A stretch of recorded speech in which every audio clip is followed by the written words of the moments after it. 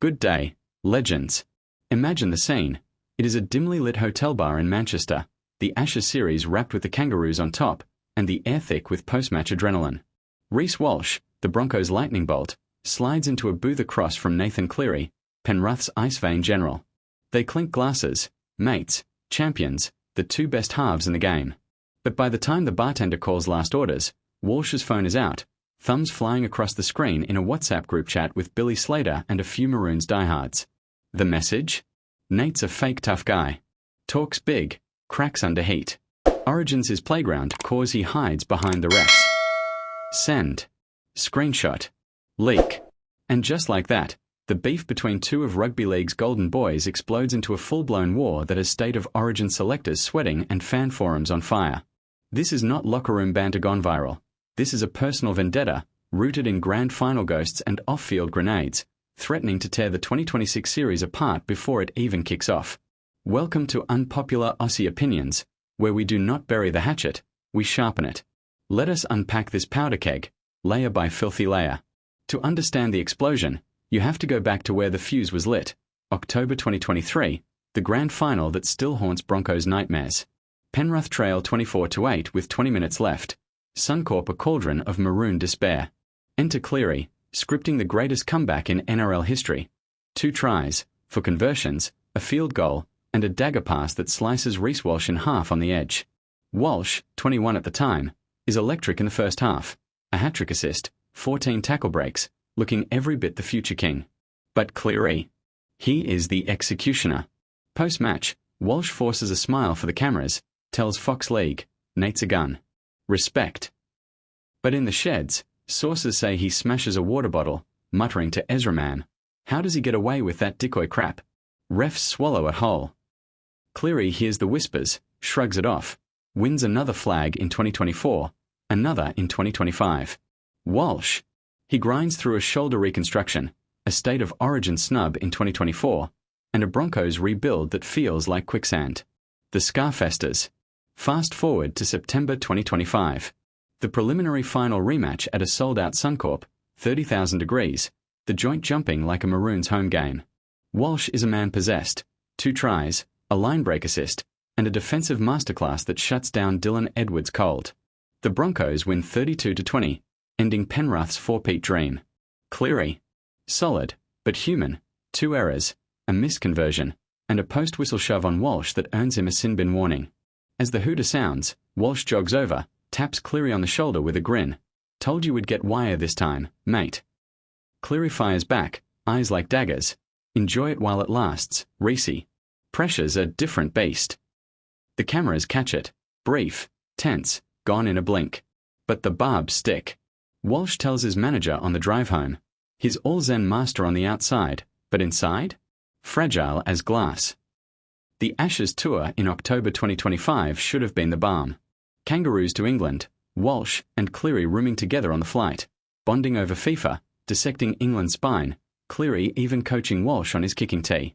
They dazzle at Wembley, Walsh with a 90-metre intercept, Cleary with a no-look grubber for the opener. Post-match, they sign jerseys for fans, pose for selfies, the picture of unity. An English dad, John Davidson, tweets a pic with his kid Jack, Cleary and Walsh, the 3 best in the world. Aussies putting Poms to shame. It goes viral, 1 million likes. But behind the smiles, the crack spider web. Cleary, fresh off his baby scandal hitting the courts, Mary Fowler's $10 million lawsuit for emotional distress, vents to Walsh over late-night room service. The media's crucifying me, Reece. Like I am the devil for one mistake. Walsh nods, but later texts his Broncos mates, Nate's whinging about headlines? Try carrying a city after 2 grand final chokes.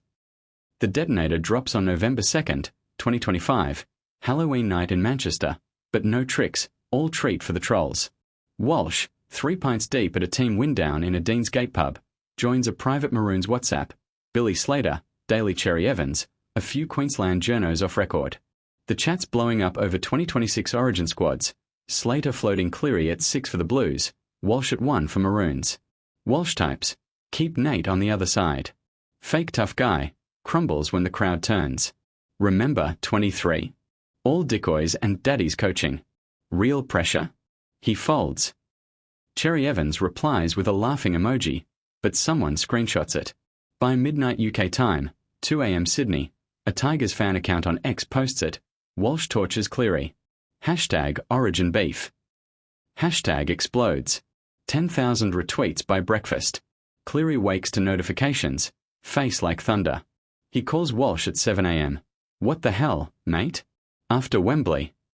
Walsh, hungover and unrepentant. Truth hurts, Nate. Own your game, not the refs. The explosion ripples like a stone in the Nepean. Penrith's camp goes nuclear. Ivan Cleary, the head coach and Nate's old man, pulls strings for a Fox Sports hit.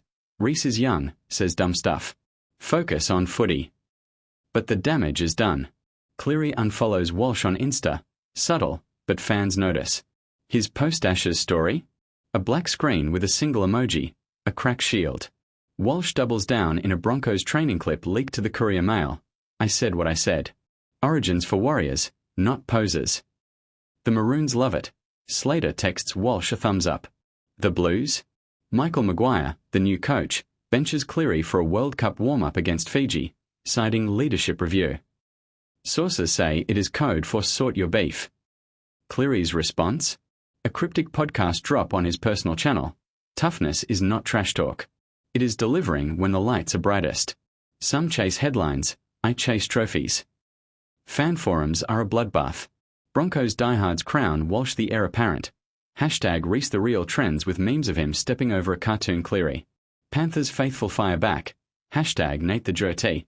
Clips of that 23-field goal on loop. The Daily Telegraph runs a front-page spread. Walsh versus Cleary. The beef that could kill Origin. Pundits pile on. Andrew Johns on NRL 360. Walsh has got fire, but Cleary's got 4 rings. Kids punching up. Cooper Cronk chimes in. Reece improved his D this year. Nate spotted it, adapted. That is real toughness. But the barbs cut deep.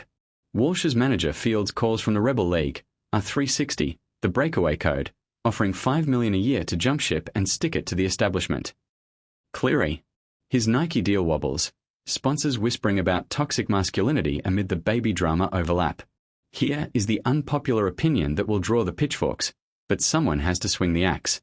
Reece Walsh is not the villain. He is the mirror. Cleary built an empire on poise, Zen master, unflappable, the anti-latrell. But peel it back, and it is privilege, Daddy's dynasty, a club that bends for the Clearys. Walsh. He scrapped from the streets of Nerang, dodged concussions, carried the Broncos through hell. Calling out the fake tough guy. It is not jealousy. It is jealousy of the kid who earned his edge the hard way. Cleary folds under scrutiny. The court filings, the paternity leaks, while Walsh thrives on it. Origin needs this fire. A sanitized series of handshakes is box office poison. Let them scrap in 2026. Walsh at 1, Cleary at 7, Blues versus Maroon egos. The ratings will soar, the recruits will flock, and the game will remember why we watch. Not for perfection, but for passion. The Maroons camp fractures first. Slater calls an emergency Zoom. Walsh and Cherry Evans on one side. Harry Grant mediating. Reece, dial it back. We need unity. Walsh fires. Nate started it with that Prilim shove. I am just finishing. Cherry Evans, the peacemaker, suggests a beer in Brisbane, but Cleary ghosts the invite. The Blues? Maguire leaks to the Herald. Nate's our leader.